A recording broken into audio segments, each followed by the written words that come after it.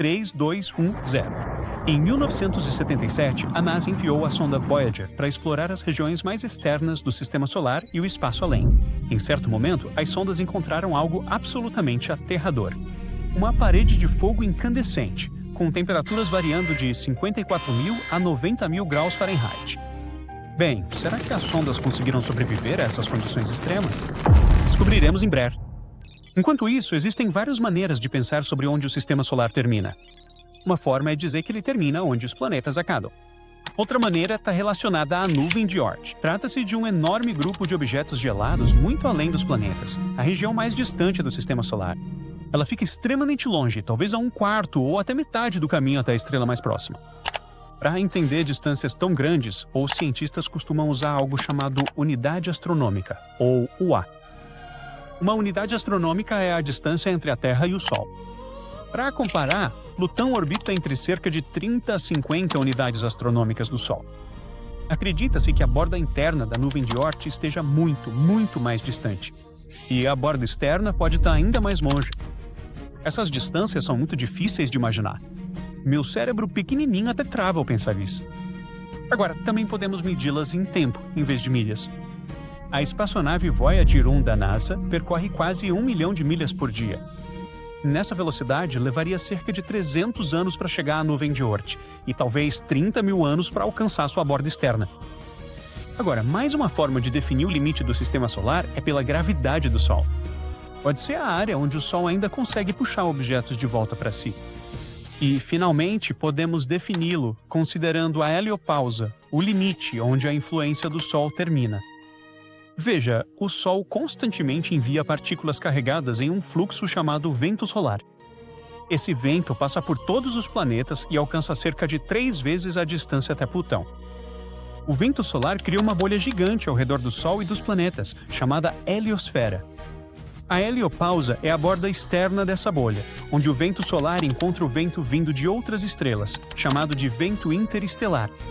Aqui, as pressões do vento solar e do vento interestelar se equilibram. Isso faz com que o vento solar mude de direção e flua ao longo da cauda da heliosfera. À medida que a heliosfera se move pelo espaço, ela cria uma onda de choque, parecida com a onda que se forma na frente de um navio em movimento da água. Então, dependendo de como você define, seja pelos planetas, pela nuvem de Oort, pela gravidade ou pela influência magnética do Sol, a borda do Sistema Solar pode significar distâncias muito diferentes. Mas se falarmos das sondas Voyager, elas encontraram algo intenso. Foi algo que provavelmente poderemos chamar de uma parede de fogo, calor ardente e temperaturas intensas. As duas sondas se tornaram as primeiras espaçonaves a viajar além da heliosfera e atravessar a heliopausa. Antes das sondas Voyager alcançarem a heliopausa, os cientistas não sabiam exatamente onde essa fronteira estaria.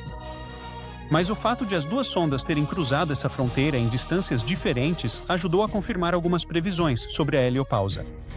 Os cientistas já esperavam que a borda da heliosfera pudesse se mover conforme a atividade do Sol mudasse, um pouco como um pulmão, expandindo e contraindo enquanto respiramos.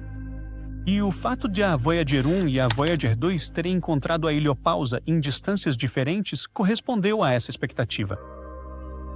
A heliopausa não é uma borda rígida ou uma parede sólida, mas o apelido de Muro de Fogo realmente combina com a natureza insana dessa região. Ambas as sondas mediram temperaturas extremamente altas ali, em torno de 30.000 a 50.000 Kelvin, ou 54.000 a 90.000 graus Fahrenheit. Apesar dessas temperaturas extremas, as sondas estavam seguras. As partículas nessa região estão muito distantes umas das outras, então colisões são raras, e não havia calor suficiente para atingir as sondas e danificá-las. Quase 50 anos após o lançamento. As sondas Voyager 1 e 2 continuam enviando dados de além da heliopausa. Elas são as únicas duas sondas que cruzaram esse limite até agora. Juntas, elas já fizeram várias descobertas curiosas sobre o espaço fora do Sistema Solar. Por exemplo, as medições do campo magnético da Voyager 2 confirmaram um resultado surpreendente da Voyager 1. Logo além da heliopausa, as linhas do campo magnético estão alinhadas com o campo magnético dentro da heliosfera. Antes da Voyager 2, os cientistas tinham apenas uma medição da Voyager 1, então não podiam ter certeza se esse alinhamento era real ou apenas uma coincidência. A Voyager 2 confirmou que o alinhamento era real. Os campos magnéticos dentro e logo fora da heliopausa aparentemente correm em paralelo. Essas descobertas fornecem aos cientistas informações importantes sobre a estrutura e o comportamento do espaço além do Sistema Solar. Agora, vamos nos aprofundar um pouco mais no próprio programa Voyager. O programa é composto por duas espaçonaves, a Voyager 1 e, espere por isso, a Voyager 2. Apesar da Voyager 2 ter sido lançada primeiro em agosto de 1977, a Voyager 1 decolou apenas 2 semanas depois em uma rota mais rápida e direta. Essas duas espaçonaves estão viajando há mais de 40 anos, explorando mundos nos quais nenhum humano jamais pisará, pelo menos num futuro próximo. As duas naves espaciais Voyager são quase idênticas. Cada uma possui uma grande antena parabólica com 12 pés de diâmetro. Essa antena envia dados de volta à Terra. Eles também possuem 16 propulsores para controlar sua direção e garantir que a antena esteja sempre apontada para o nosso planeta. Os propulsores utilizam um combustível especial de hidrazina, e os componentes eletrônicos da espaçonave são alimentados por geradores termoelétricos que funcionam com plutônio. Cada explorador leva consigo 11 instrumentos científicos. Aproximadamente metade deles foi construída especificamente para estudar planetas, e a maioria desses já está desligada. Os instrumentos desligados incluem diversas câmeras, espectrômetros e 2 experimentos baseados em rádio. Durante suas longas jornadas pelo Sistema Solar, os viajantes tiraram dezenas de milhares de fotos e fizeram medições. Esses dados mudaram o que sabemos sobre o planeta exterior. Quando as sondas chegaram a Júpiter, elas nos proporcionaram a primeira visão detalhada da atmosfera do planeta. Elas mostraram que a Grande Mancha Vermelha era uma enorme tempestade, girando no sentido anti-horário e interagindo com tempestades menores ao redor. As sondas também descobriram um anel tênue e empoeirado ao redor de Júpiter. Elas também estudaram as luas de Júpiter. Encontraram vulcões em Io, viram traços lineares em Europa que sugeriam um oceano escondido sob sua superfície gelada, e confirmaram que Ganimedes é a maior lua do Sistema Solar, maior até do que Titã, a lua de Saturno. Em seguida, as espaçonaves passaram por Saturno. Elas mediram a atmosfera do planeta e estudaram seus famosos anéis, descobrindo lacunas e ondas que ainda vemos hoje. A Voyager 1 olhou através da densa névoa de Jura e sugeriu que a Lua poderia ter hidrocarbonetos líquidos em sua superfície. Isso foi confirmado mais tarde por outras missões. A Voyager 1 também encontrou 3 novas luas orbitando Saturno: Atlas, Prometeu e Pandora. Então foi aí que ela acabou. Depois de Saturno, a Voyager 1 continuou para fora do Sistema Solar, enquanto a Voyager 2 seguiu em direção a Urano. A Voyager 2 descobriu 11 novas luas e 2 novos anéis por lá. Ela também observou características estranhas, como o campo magnético incomum de Urano e uma diferença de temperatura surpreendentemente pequena entre o Equador e os polos do planeta. A última parada planetária da Voyager 2 foi Netuno. Isso aconteceu 12 anos depois de deixar a Terra. Lá, ela descobriu 6 pequenas luas e anéis ao redor do planeta. Ela estudou a atmosfera e o campo magnético de Netuno e observou fontes vulcânicas em Tritão, a maior lua de Netuno. Depois disso, a Voyager 2 se juntou à Voyager 1 em sua jornada rumo ao espaço interestelar. A Voyager 1 entrou no espaço interestelar em agosto de 2012 e a Voyager 2 se juntou a ela em novembro de 2018. Essas missões ajudaram os cientistas a medir o limite do nosso sistema solar, a cerca de 18 bilhões de quilômetros do Sol. A espaçonave ainda envia dados sobre essa região misteriosa. Aliás, depois de suas visitas planetárias, a Voyager 1 tirou a famosa foto do ponto azul pálido, foto da Terra a cerca de 6 bilhões de quilômetros de distância. Hoje, a Voyager 1 está a cerca de 25,4 bilhões de quilômetros da Terra, e a Voyager 2 está a cerca de 21,1 bilhões de quilômetros de distância. Cada Voyager carrega um disco dourado, uma cápsula do tempo da Terra para outras civilizações que possa encontrar. As capas dos discos incluem instruções de como tocá-lo, um mapa mostrando a localização da Terra e um desenho de um átomo de hidrogênio. Os discos são inteligentemente revestidos com urânio. Assim, a decomposição do urânio pode ajudar os descobridores a descobrir quando o disco foi feito. Os discos contêm 115 imagens, mostrando a Terra, seres humanos, animais, plantas e o nosso sistema solar. Eles incluem sonos da natureza, como ondas e canto de pássaros, saudações em 55 idiomas, gravações de ondas cerebrais e uma mistura de músicas, que vão de Beethoven a Chuck Berry e canções folclóricas. Atenção, terráqueos! Sim, isso inclui você.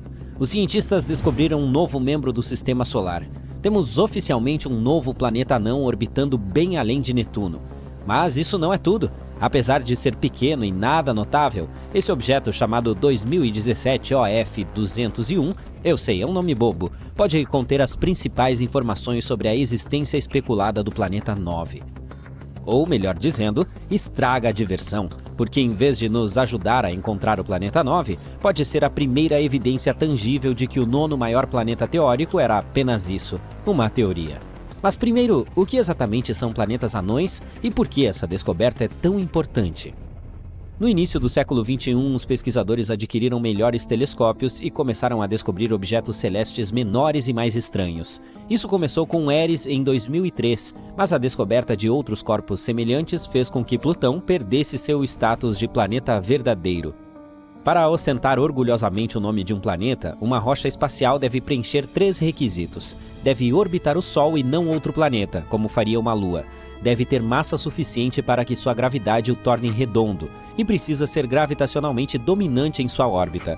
Em outras palavras, um objeto deve ser capaz de eliminar a maioria dos outros objetos em seu caminho, absorvendo-os, arremessando-os para longe ou influenciando-os de alguma outra forma, como pagá-los. Brincadeira. Imagine um caminhão gigante e potente dirigindo em sua própria pista, empurrando os carros menores para o lado. Embora Plutão esteja orbitando o Sol e tenha a aparência elíptica necessária, ele está no cinturão de Kuiper, uma região repleta de objetos gelados. Como não consegue limpar sua órbita, os pesquisadores perceberam que Plutão não era muito diferente de muitos corpos semelhantes conhecidos como objetos transneptunianos, ou TNOs. Existem bem mais de 5.000 TNOs conhecidos, sendo que apenas 1.000 são oficialmente numerados, o que significa que foram estudados o suficiente para terem suas órbitas confirmadas. É aqui que as coisas ficam interessantes. Há algum tempo, cientistas notaram um padrão. Muitos desses planetas menores compartilhavam trajetórias e inclinações semelhantes. Isso inspirou uma teoria de que esses objetos foram influenciados por um planeta 9 ainda não descoberto, também conhecido como Planeta X. A superterra proposta teria uma massa de 5 a 10 vezes maior que a da Terra. Ela orbitaria muito longe, possivelmente a 75 bilhões de quilômetros, e, como um titereiro invisível, manipularia as órbitas dos TNOs com sua gravidade. Alguns desses objetos são classificados como objetos transneptunianos extremos. Vamos chamá-los apenas de ETNOs. Os ETNOs são planetas menores com uma distância média de pelo menos 22 bilhões de quilômetros do Sol. Eles têm órbitas excêntricas que não podem ser explicadas pela gravidade de Netuno, Urano, Saturno ou Júpiter. Isso levou alguns cientistas a concluir que o planeta X deve estar lá fora. Com o passar dos anos e a descoberta de cada vez mais TNOs, os cientistas começaram a notar que esses objetos recém-encontrados não seguiam os padrões estabelecidos anteriormente. Muitos TNOs e ETNOs descobertos nos últimos 5 a 6 anos não correspondiam aos mesmos parâmetros orbitais. Dos 6.000 objetos encontrados orbitando a mais de 4,5 bilhões de quilômetros do Sol, muitos não mostram sinais de serem influenciados por um planeta oculto. Apesar disso, os cientistas ainda hesitam em admitir que o planeta X é apenas uma ilusão. A descoberta de algo novo não é apenas empolgante, mas um planeta como esse também poderia nos proteger, atraindo asteroides do espaço profundo. Ele poderia ajudar a explicar por que nosso sistema solar é tão diferente de muitos outros, onde superterras e mini-Netunos são comuns. Poderia até mesmo resolver como o sistema solar se formou, como os objetos se espalharam e o que ainda está escondido no escuro. Descobrir o planeta 9 não seria apenas legal, mas poderia remodelar tudo o que sabemos sobre o sistema solar. No entanto, com a descoberta do 2017 OF-201, na verdade isso ainda é um pouco complicado. Vamos chamá-lo apenas de OF de agora em diante. Com a descoberta do OF, toda a teoria do planeta 9 parece estar em suas últimas pernas. Então, o que torna o OF tão especial e como ele afeta a ideia por trás do planeta 9? Estima-se que o membro recém-descoberto do nosso sistema solar tenha cerca de 690 quilômetros de diâmetro. Esse tamanho o coloca na categoria de planeta anão. Certamente é maior do que muitos outros objetos transneptunianos, mas ainda tem cerca de 1/3 do tamanho de Plutão. O que mais se destaca é sua órbita alongada ao redor do Sol. São necessários pelo menos 25.000 anos para completar uma revolução. Sua órbita o aproxima cerca de 6,7 bilhões de quilômetros do Sol, o que é semelhante à distância de Plutão, e se estende até 239 bilhões de quilômetros em seu ponto mais distante. Isso significa que ele viaja muito além do cinturão de Kuiper e se aproxima do limite interno da nuvem de Oort. Essa órbita não é apenas extremamente longa, mas também altamente excêntrica, esticada como uma longa oval, e isso a coloca em um raro grupo de objetos que viajam para as partes mais distantes do nosso sistema solar. Embora existam objetos com períodos orbitais mais longos, como os cometas que se originam da nuvem de Oort, eles são muito menores do que esse planeta anão recém-descoberto. Mas, apesar de seu tamanho relativamente grande para um objeto tão distante, Wolf é quase indetectável. Ele passa a maior parte do tempo escondido da vista da Terra, longe do sistema solar interno e muito fraco para ser visto pelos telescópios atuais. Na verdade, os astrônomos estimam que ele seja visível apenas por cerca de 1% de sua órbita de 25 mil anos. De fato, esse novo planeta anão chegou mais perto do Sol em 1930, o mesmo ano em que Plutão foi descoberto, mas passou despercebido. Ninguém o viu naquela época, e ele só foi descoberto em maio de 2025, completamente por acidente. Ao vasculhar dados arquivados de telescópios disponíveis publicamente, os pesquisadores reuniram sua localização a partir de 19 imagens separadas, tiradas ao longo de 7 anos. Um trabalho de detetive impressionante. Então, o que tudo isso significa para o planeta X? As fotos arquivadas revelaram que a órbita desse objeto não corresponde a nenhum dos agrupamentos orbitais usados anteriormente para apoiar a hipótese do planeta 9. Ele não pertence ao mesmo grupo de outros ETNOs, o que é mais importante. Se um planeta oculto estiver realmente puxando os corpos celestes, Wolf deveria ter sido expulso do sistema solar há milhões de anos. Se o planeta 9 estivesse onde especulamos e tivesse a massa prevista, então a órbita atual de Wolf não duraria muito. Ela provavelmente seria alterada, ou até mesmo destruída em cerca de 100 milhões de anos. No entanto, sua órbita parece estável e imperturbável, o que sugere que ela está assim há muito mais tempo. Mas espere, você exclama. Se a órbita misteriosa de Wolf não é causada por um planeta gigante invisível, o que mais poderia ser? Bem, o espaço é cheio de surpresas, e a gravidade não é exclusiva dos planetas. Uma ideia é que a órbita tenha sido esticada ao longo do tempo por marés galácticas. Assim como a Lua puxa os oceanos da Terra, a própria galáxia da Via Láctea puxa suavemente tudo no sistema solar. É uma força lenta e constante, mas se você estiver longe o suficiente, como é o caso de Wolf, até mesmo esse puxão suave pode distorcer sua órbita ao longo de milhões de anos. Outra explicação possível é que uma estrela passageira pode ter chegado ao nosso sistema solar há muito tempo, especialmente durante sua formação. Na época em que o Sol era jovem e cercado por estrelas recém-nascidas, uma delas poderia ter passado perto o suficiente para dar um empurrão gravitacional em alguns objetos externos. Esse tipo de passagem poderia facilmente ter puxado um objeto gelado para uma órbita esticada e inclinada.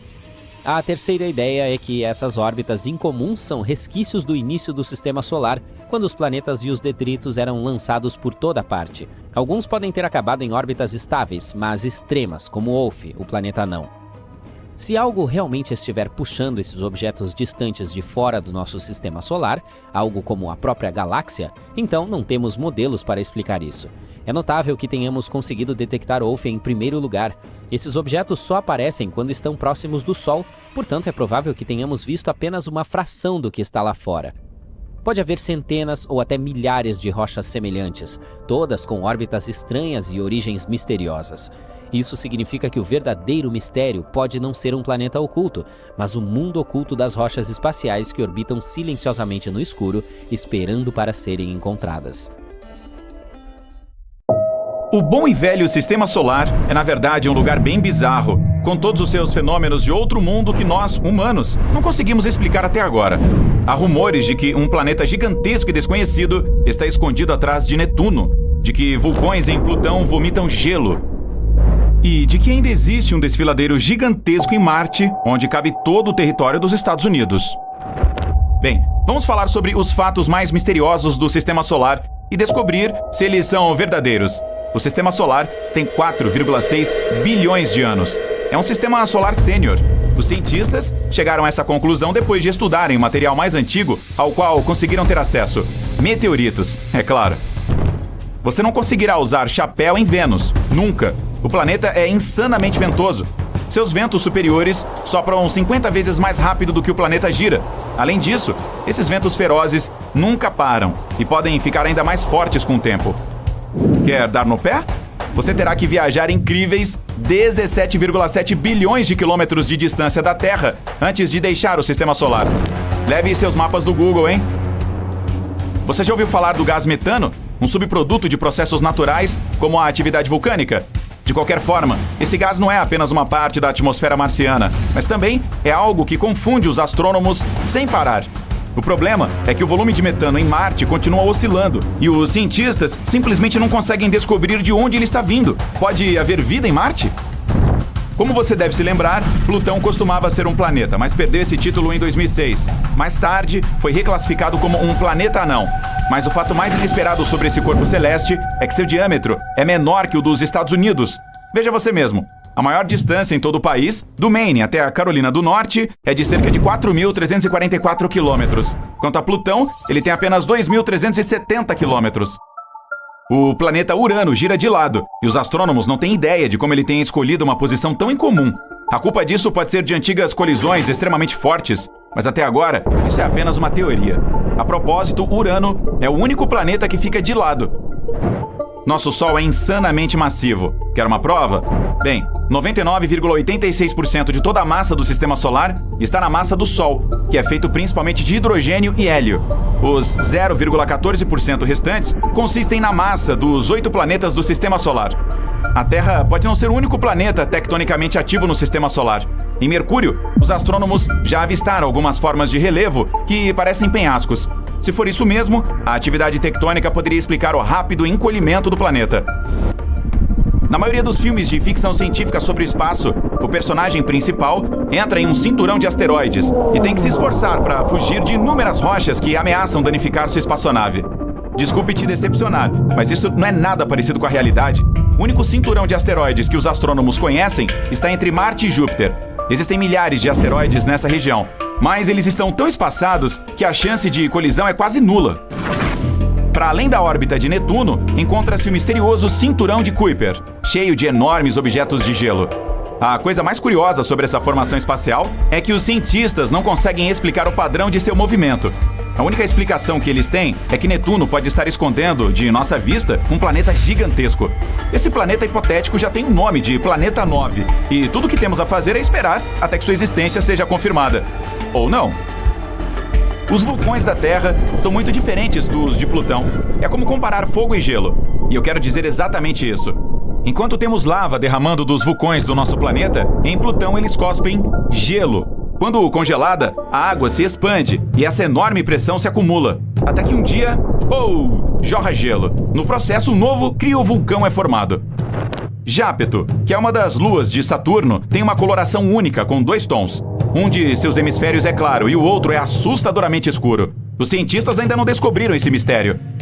Há outra coisa estranha sobre Plutão, ou melhor, sobre sua atmosfera. Primeiro, ela se eleva até muito mais acima da superfície do planeta anão que, por exemplo, a atmosfera da Terra. Além disso, a atmosfera de Plutão tem mais de 20 camadas, e todas elas são super frias e muito condensadas. Nós vivemos dentro do Sol.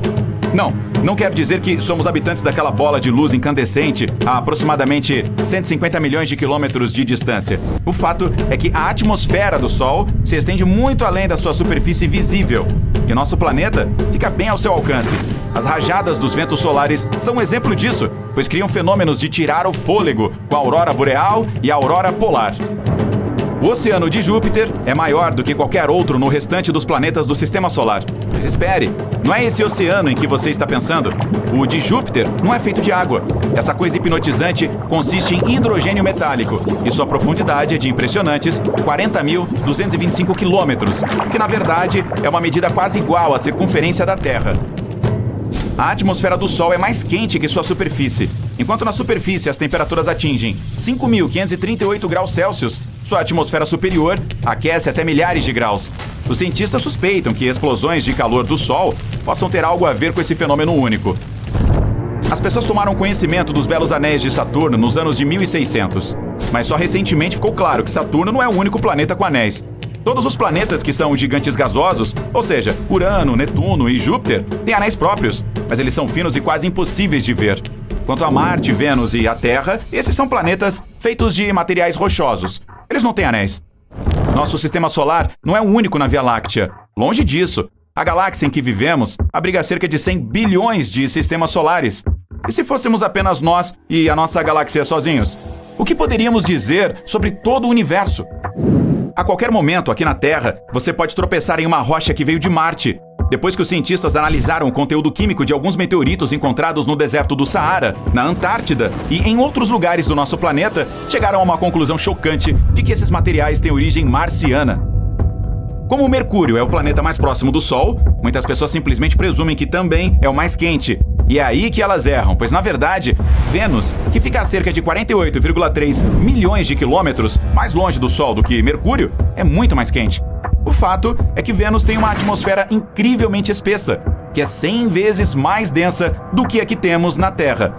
Além disso, essa atmosfera consiste quase inteiramente em dióxido de carbono, também conhecido como gás de efeito estufa. Esses fatores fazem com que as temperaturas do planeta subam até impressionantes 468 graus Celsius, que é calor suficiente para derreter chumbo. Quanto a Mercúrio, suas temperaturas máximas atingem apenas 427 graus Celsius. A lua de Júpiter, Io, existe em um caos sem fim devido a centenas de vulcões fumegantes na sua superfície. Se você visitar esse lugar, verá a fumaça desses vulcões subindo na atmosfera de Io. O maior vulcão de todo o sistema solar, do qual sabemos, pelo menos, fica em Marte. O tamanho desse monstro é quase tão grande quanto o estado do Arizona, e sua altura é tão grande quanto a do Monte Everest. Como essa coisa chegou a esse tamanho? A resposta é bem simples. A gravidade em Marte é muito menor em comparação com a do nosso planeta.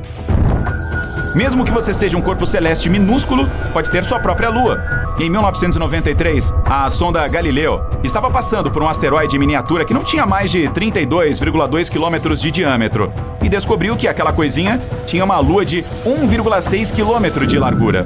Desde então, os astrônomos encontraram várias luas orbitando planetas menores do nosso sistema solar. O vale, chamado Valles Marineris em Marte, é mais de 10 vezes maior que o Grand Canyon da Terra. E isso é outra coisa que intriga os astrônomos, afinal Marte não é um planeta com placas tectônicas ativas. Na superfície de Júpiter, há uma região estranha que é chamada de Grande Mancha Vermelha. Recentemente, os astrônomos concluíram que esse local é, na verdade, uma tempestade que vem devastando o planeta há séculos. Mas, há cerca de 20 anos, os cientistas notaram que a região vermelha começou a encolher. Hoje em dia, ela tem só a metade do seu tamanho anterior. Ainda assim, o local é 1,5 vezes maior que a Terra. Você conhece outro fato incomum sobre o nosso sistema solar que eu tenho esquecido? Então me conta aqui nos comentários. Se você aprendeu algo novo hoje, curta este vídeo e compartilhe com seus amigos. Mas ei, não sai daí! Temos mais de 2.000 vídeos legais para você conferir. Tudo o que você precisa fazer é escolher o vídeo da esquerda ou da direita, clicar nele e se divertir. Fique do lado incrível da vida. Em 23 de julho de 2024, a espaçonave Solar Orbiter da Europa observou uma erupção solar superpoderosa vindo do outro lado do Sol. Essa chama não foi a mais extrema já registrada, mas ainda assim, tivemos muita sorte de não sermos fritados por ela. Explosões solares do gênero geralmente causam tempestades de radiação furiosas e de longa duração, e se essa tempestade se deslocar na direção da Terra, pode levar a apagões em todo o mundo.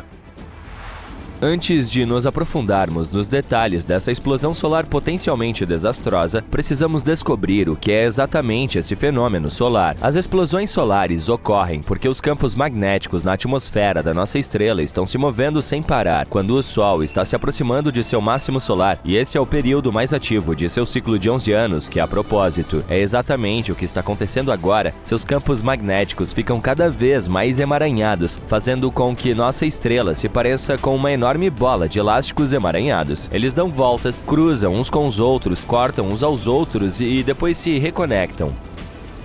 Você já viu limalhas de ferro polvilhadas em um ímã em forma de barra? Essas limalhas se alinham ao longo das linhas de força magnética. Da mesma forma, o plasma quente na superfície solar está à mercê das linhas de força magnéticas. Às vezes, quando os campos magnéticos interagem entre si, parte do plasma se desconecta dos campos e suas partículas aceleram a velocidades imensas, enviando uma radiação poderosa para o espaço. É isso que é uma erupção solar.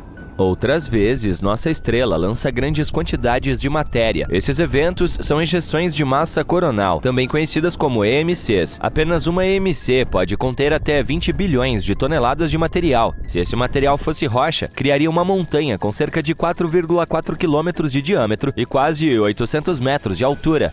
O material ejetado geralmente viaja a uma velocidade de mais de 1,6 milhão de quilômetros por hora.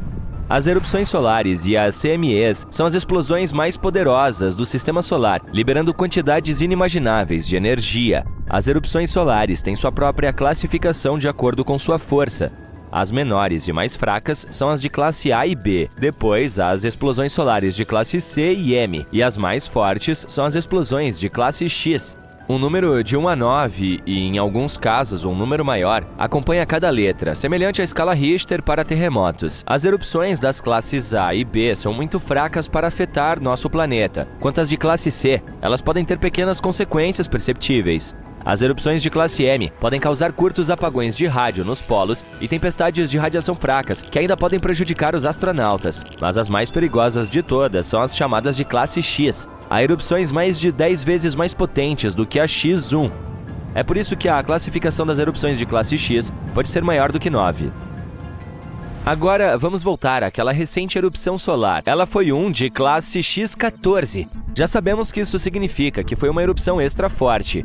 Outras grandes erupções que os astrônomos detectaram recentemente incluem uma erupção solar X12, que ocorreu no dia 20 de maio, e uma X10, que ocorreu no dia 17 de julho. Todas elas vieram da parte de trás do Sol.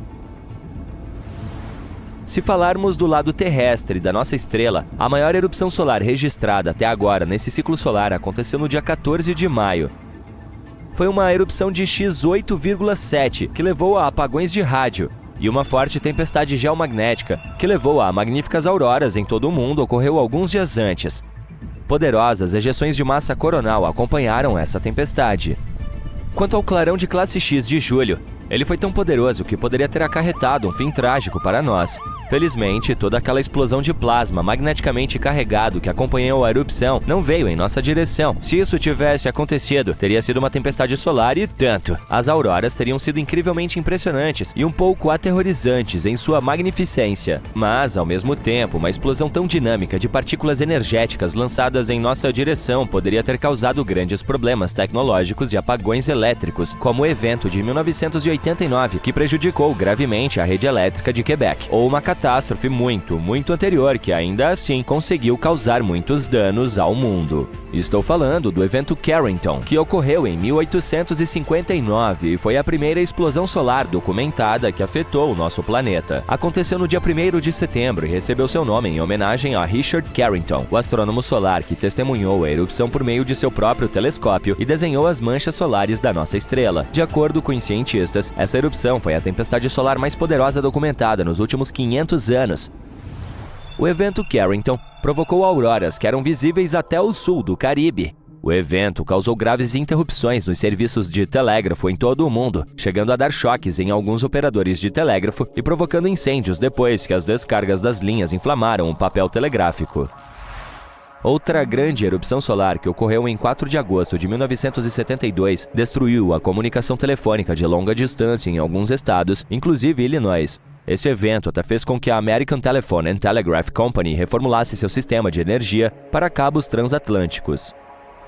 Agora, vamos para março de 1989, quando duas EMCs superpoderosas desencadearam uma tempestade geomagnética que, por sua vez, provocou um apagão de energia no Canadá no dia 13 de março daquele ano. Esse blackout deixou cerca de 6 milhões de pessoas sem eletricidade por 9 horas. Disse que a erupção interrompeu a transmissão de energia elétrica da estação de geração Hydro-Quebec e derreteu alguns transformadores de energia em Nova Jersey. Ainda assim, essa erupção solar não chegou nem perto da potência do evento Carrington.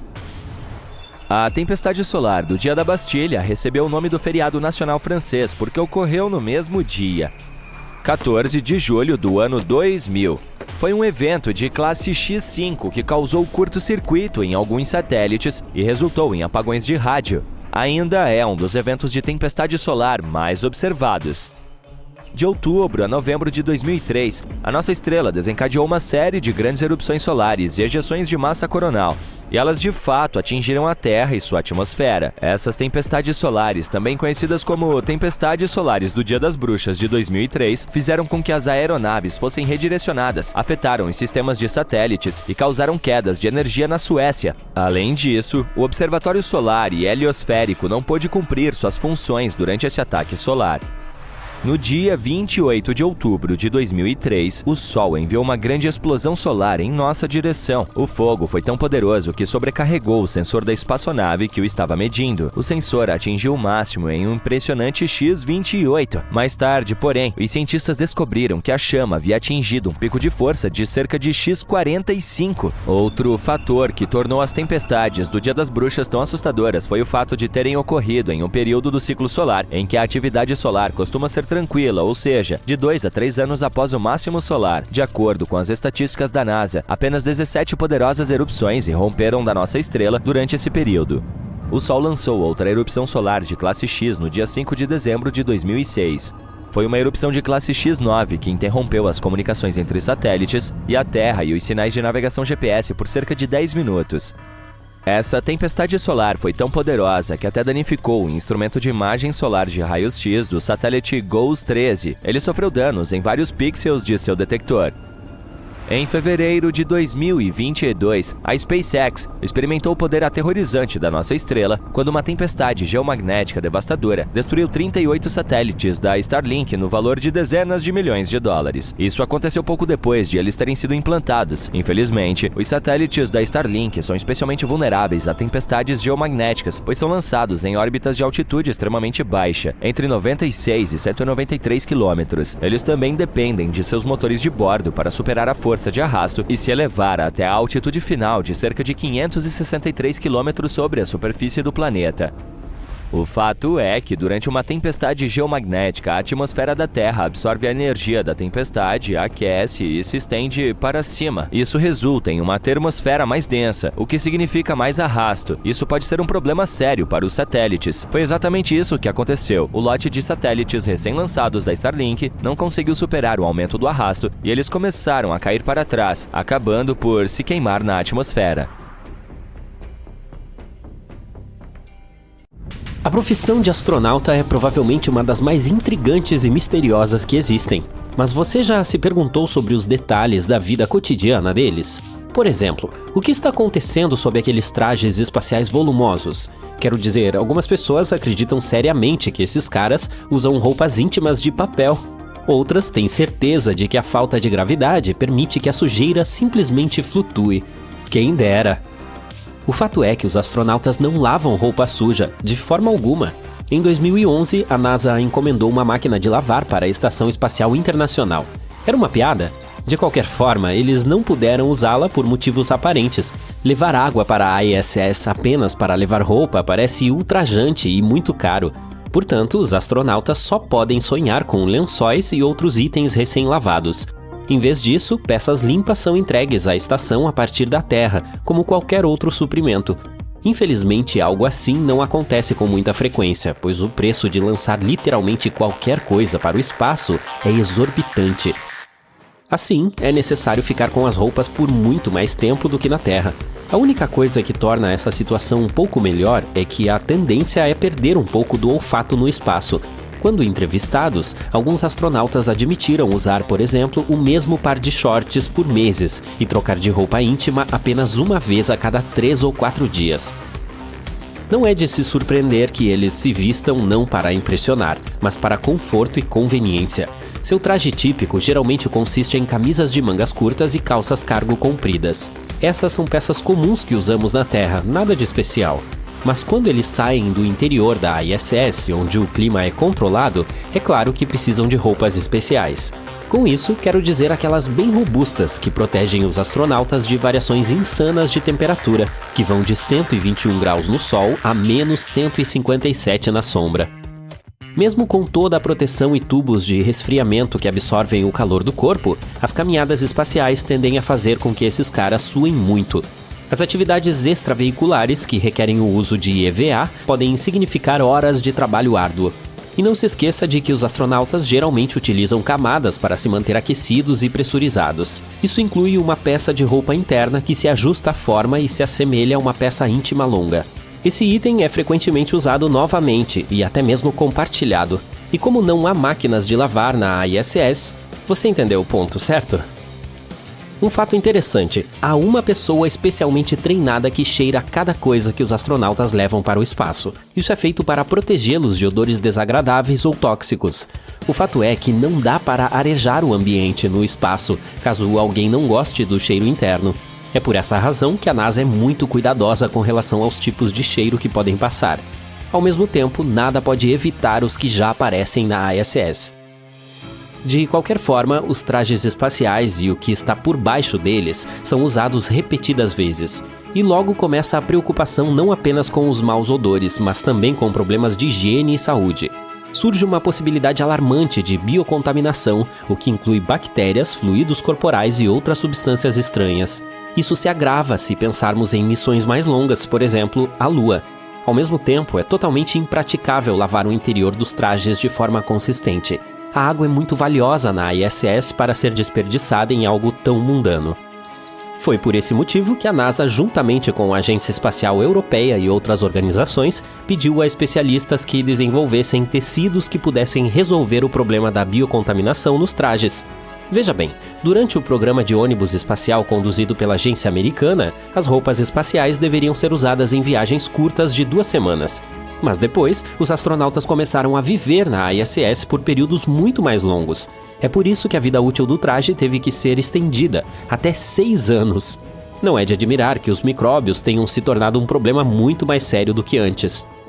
Assim, há mais de uma década, uma equipe de especialistas começou a pesquisar diferentes métodos para se livrar de micróbios e bactérias que habitam as roupas espaciais. Eles cortaram os tecidos em quadrados de 5 centímetros, colocaram-nos em placas de Petri e cultivaram algumas espécies de fungos e bactérias nessas amostras. Alguns dos tecidos usados foram infundidos com cobre. Essa substância tem propriedades antimicrobianas impressionantes.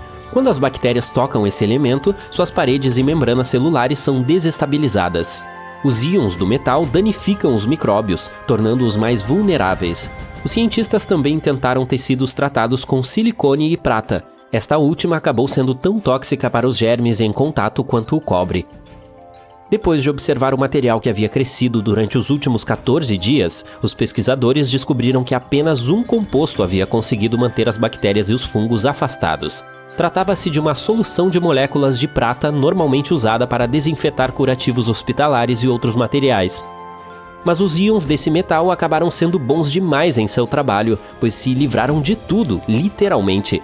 E a esterilidade total pode fazer mais mal do que bem. Precisamos de um ecossistema equilibrado composto por milhões de micro-organismos para manter nossos órgãos e peles saudáveis. Em 2022, a NASA contratou as empresas americanas Axiom Space e Collins Aerospace para desenvolver a próxima geração de trajes. E logo surgiu um protótipo. Ele foi projetado para ser usado durante a missão Artemis III.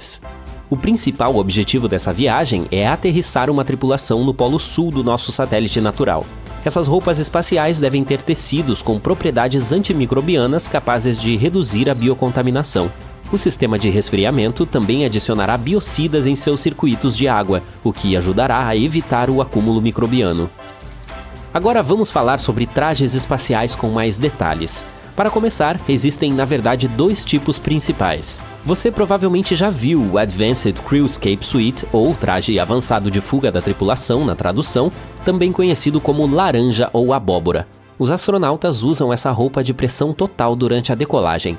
Ela é insubstituível para quem está indo para altitudes muito elevadas. Lá, a pressão é tão baixa que não é possível sobreviver sem uma peça de proteção especial. E enquanto as tripulações aéreas usam trajes de pressão parcial, as espaciais precisam ser protegidas por roupas de pressão total. Afinal, é uma viagem muito mais alta. A peça também é equipada com muitos itens que podem ajudar a sobreviver a emergências durante o lançamento ou pouso de uma nave. Um traje abóbora comum é abastecido com sinalizadores, medicamentos, equipamento de sobrevivência, um rádio e um paraquedas. Portanto, em resumo, os astronautas não sobreviveriam ao processo de deixar a Terra sem a roupa laranja. Mas por que seus projetistas escolheram essa tonalidade? O principal motivo para a escolha é que essa cor é uma das mais visíveis para a busca, incluindo um provável resgate no mar. Quanto aos EVAs, seu objetivo é diferente. Os astronautas usam essas peças quando saem para fazer caminhadas espaciais. Elas podem protegê-los das condições severas do espaço sideral, com suas temperaturas extremas e quase vácuo. Além disso, a roupa pode evitar que pequenos detritos os atinjam. Você provavelmente já notou que os trajes de EVA são muito mais volumosos do que os de cor laranja. Isso ocorre porque eles têm muitas camadas de isolamento e tecido protetor pesado. Também contém ar respirável, água potável e controles de temperatura.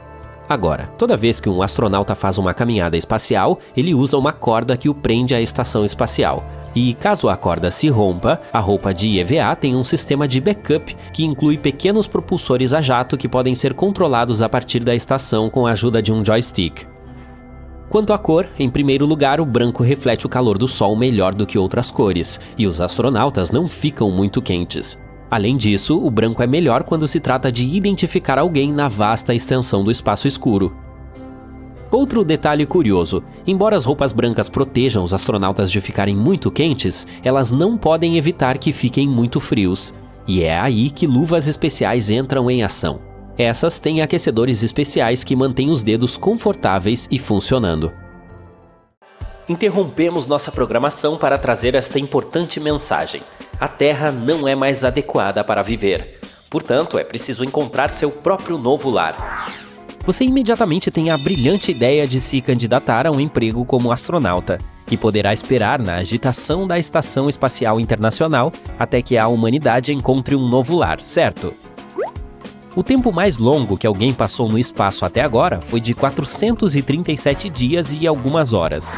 E quando digo no espaço, estou me referindo à EEI, pois um ser humano sem o equipamento adequado lá em cima duraria apenas alguns segundos. A estação espacial foi projetada para suportar a vida humana por longos períodos de tempo, extensos, mas não intermináveis. Ela é reabastecida com alimentos, água, ar, combustível, equipamentos científicos e outras necessidades a cada 3 meses. Sem a Terra ou humanos para enviar a missão, essa linha de vida logo seria interrompida. A EEI é uma enorme nave movendo-se pelo espaço a mais de 28 mil km por hora. E enfrenta condições bastante adversas, desde radiação até micrometeoroides e grandes aumentos e diminuições de temperatura. É por isso que o sistema precisa de reparos regularmente. Além do desgaste, há também eventos inesperados que podem exigir missões de reabastecimento. Em 2020, a tripulação descobriu um vazamento que estava causando uma perda gradual da pressão do ar. Por fim, foram encontradas rachaduras em um dos módulos. A tripulação conseguiu consertar, mas isso prova como é importante ter peças sobressalentes suficientes a bordo. Digamos que os humanos do futuro consigam encontrar uma maneira de operar a estação sem parar, sem reabastecer. Os astronautas já cultivam plantas no espaço em caixas fechadas com luzes LED de baixo consumo de energia. Não se trata apenas de uma fonte de vitaminas sem as quais os seres humanos não podem sobreviver, mas também de um excelente estimulante do humor. Também precisaríamos de sistemas mais avançados de suporte à vida em circuito fechado para reciclar o ar e a água de forma eficiente. Algo que captura o dióxido de carbono do ar, passando-o por pequenas esferas. Em seguida, usa vapor para separar o dióxido de carbono e transformá-lo em metano e água. Esta não se divide novamente em oxigênio. Porém, mesmo com todos os avanços possíveis, há outro problema: a saúde dos astronautas. Eles vivem e trabalham em um ambiente de microgravidade e dependem de sistemas de suporte à vida cuidadosamente controlados. No entanto, nossos corpos não foram projetados para viver na ausência de peso para sempre. É como ficar de cabeça para baixo, pois a gravidade reduzida faz com que os fluidos corporais se acumulem nas partes superiores do corpo. O resultado é um rosto inchado e vermelho. A força gravitacional na EEI é mais fraca do que na Terra. Portanto, os músculos não precisam se esforçar tanto e os ossos perdem gradualmente sua densidade. É por isso que cada membro da tripulação segue uma rotina diária rigorosa de exercícios. O músculo cardíaco também enfraquece, porque não precisa se esforçar tanto para fazer o sangue circular pelo corpo. Sem a atmosfera protetora da Terra, os astronautas são continuamente expostos aos raios cósmicos. São ondas invisíveis que podem causar sérios problemas de saúde. Então, talvez seja melhor optarmos por Marte ou a Lua como lar alternativo. Você está em uma nave espacial voando pelo espaço sideral a uma velocidade de 290 mil km por segundo. Essa é quase a velocidade da luz. Fique à vontade, porque a viagem vai ser longa. Vai durar um pouco mais de 90 anos. É melhor usar uma cápsula criogênica para não ficar entediado. Ou seja, você precisa voar por quase um século à velocidade da luz para chegar a um misterioso exoplaneta que os cientistas descobriram recentemente. Muitos planetas foram encontrados nos últimos anos, mas este pode ajudar na busca de vida extraterrestre. O planeta parece uma bola azul escura e tem um nome técnico complexo que consiste em letras e números. É do tamanho de Netuno e orbita em torno de uma pequena estrela de classe M, ou simplificando, em torno de uma anã vermelha. O planeta está 8 vezes mais perto de sua estrela do que a Terra está do Sol, mas isso não significa que camadas ardentes de magma cubram a superfície dele. A temperatura neste exoplaneta é bastante baixa e semelhante à da Terra. Isso porque uma anã vermelha não é tão quente quanto o nosso Sol. Mas o mais incrível é que a atmosfera desse objeto espacial consiste em vapor de água, ou hélio, ou hidrogênio de hélio. Os cientistas não sabem ao certo, então eles observam ativamente. Mas se houver água em sua atmosfera, então a vida pode existir. É improvável que a gente descubra criaturas grandes, mas bactérias microscópicas já seriam uma descoberta fantástica. Outra razão pela qual os cientistas mantêm os olhos neste planeta é a sua origem. Se eles descobrirem de que a atmosfera do planeta é feita, entenderão como esses objetos podem se formar em torno de anãs vermelhas. Essa será outra pequena peça na compreensão de como o universo funciona. Mesmo que descubram vida nesse estranho planeta, será impossível transportá-la para o nosso planeta para estudo. Felizmente, há outro objeto massivo perto da Terra onde micróbios podem viver, e está localizado dentro do nosso sistema solar. Em 2020, os cientistas detectaram uma estranha substância gasosa na atmosfera de Vênus. Eram resíduos químicos de fosfina. Esse é um achado significativo, porque a fosfina existe na Terra perto de alguns micróbios. Foi descoberta a fosfina nos corpos de pinguins recentemente. Muitos começaram a divulgar teorias de que esses animais vieram até nós de Vênus. Obviamente, isso não é verdade. Você também pode encontrar essa substância em pântanos e lama. Então foi uma grande surpresa quando se encontraram partes residuais de fosfina em outro planeta. É estranho, já que é muito improvável existir vida na superfície de Vênus. A temperatura e a pressão no planeta são muito altas. Mas, no céu de Vênus, as condições não são tão terríveis. Talvez alguns micróbios existam por lá, mas os cientistas também sabem que os vulcões muitas vezes entram em erupção no planeta. Um traço químico de fosfina pode aparecer como resultado dessas erupções. Se essa é a verdadeira razão para o aparecimento da fosfina, provavelmente não se encontrará nenhuma vida lá. Nesse momento, muito dinheiro está sendo investido no estudo desse planeta. Mas vamos voltar ao espaço profundo. Nos últimos 20 anos, os cientistas têm encontrado exoplanetas longe e nem tão longe assim de nós. Alguns deles orbitam em torno de estrelas anãs e estrelas grandes, mas alguns planetas existem completamente sozinhos. Eles não pertencem à órbita de nenhuma estrela, estão abandonados no frio espaço sideral. Outra coisa interessante é que os cientistas não encontraram um sistema planetário semelhante ao nosso solar. Todos os exoplanetas distantes estão localizados a diferentes distâncias de suas estrelas. Seus tamanhos e massas não são como aqueles que nossos planetas têm. Nós os chamamos de exoplanetas, já que estão além do nosso sistema solar. Alguns outros objetos espaciais fascinantes são as superterras. Se algum planeta pesa entre 2 e 10 massas terrestres, é 2 vezes maior e recebe a energia de uma estrela, é chamado de superterra. E essas são as semelhanças com a nossa casa. Uma superterra pode ser feita de gás, rocha, água, gelo, fogo, ácido, vidro ou diamantes. Os cientistas ainda não encontraram uma superterra com condições ideais para humanos. Não porque todos os planetas sejam desfavoráveis para a vida, mas porque nosso corpo evoluiu e se adaptou apenas à Terra. Não sabemos muito sobre as superterras. Elas contêm uma enorme quantidade de energia por causa de suas massas enormes, e essa energia é liberada. Portanto, erupções vulcânicas e terremotos constantes ocorrem em muitos desses planetas. Tempestades acontecem lá quase todos os dias. E por sinal, um dia dura muito mais do que o nosso de 24 horas. Vamos imaginar que você esteja na nave espacial novamente, viajando para alguma superterra. Então, aqui está, enorme, laranja, majestosa. Você veste um traje espacial, entra em uma cápsula espacial e muda de ideia. O planeta inteiro se assemelha a uma bola fervente ardente. Se tem alguma vida, devem ser algumas criaturas super resistentes. Você não é isso, então voa para longe para procurar outra superterra. A alguns anos-luz de distância, aquela bola gigante parece ser um lugar amigável. Espere, esse mundo está localizado longe de sua estrela. A temperatura lá é tão baixa que até as moléculas congelam. A Antártida é como um deserto quente em comparação com essa superterra. Você continua sua viagem e finalmente encontra um lugar perfeito. É 3 vezes mais pesado e 2 vezes maior em tamanho do que a Terra. É formado por rochas, gases e possivelmente água. Você desce ao planeta na cápsula de transporte, abre a porta e dá um passo. Suas pernas estão muito pesadas. Todo o seu corpo ganhou peso.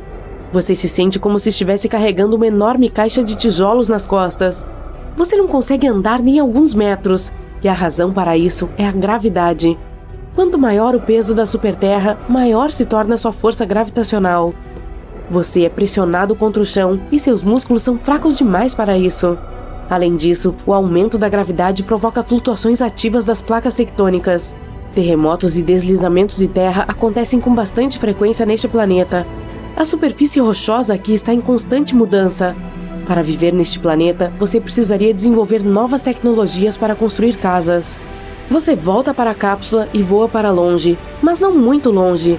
A gravidade do planeta não permite que sua nave suba alto no céu. É como se houvesse cordas puxando para baixo. Você usa todo o combustível restante para superar a gravidade e ir além da atmosfera. Outro problema com esses mundos são os meteoritos. A gravidade atrai não apenas sua nave, mas também objetos espaciais colossais que passem voando. Um asteroide gigante pode sair de sua rota por causa da atração da superterra. Pode atingir o planeta na forma de uma chuva de meteoros, mas a velocidade de queda também é mais rápida, então a destruição será ainda maior. Mas a pior coisa que pode acontecer com a superterra é a paralisação do núcleo do planeta causada pela alta pressão. Centenas de bilhões de toneladas de rocha sólida podem espremer o coração deste mundo, e o núcleo deve estar sempre em movimento para desempenhar sua função principal, manter o campo magnético funcionando. Tempestades solares e radiação cósmica podem criar problemas graves em toda a vida na superfície. Na Terra, essas tempestades afetam o funcionamento de eletrônicos e a saúde humana. Isso acontece se pequenos buracos surgem no campo magnético. E o que aconteceria se toda a proteção desaparecesse? A energia da estrela mais próxima e a radiação do espaço distante destruiriam rapidamente a superterra e impossibilitariam o desenvolvimento da vida.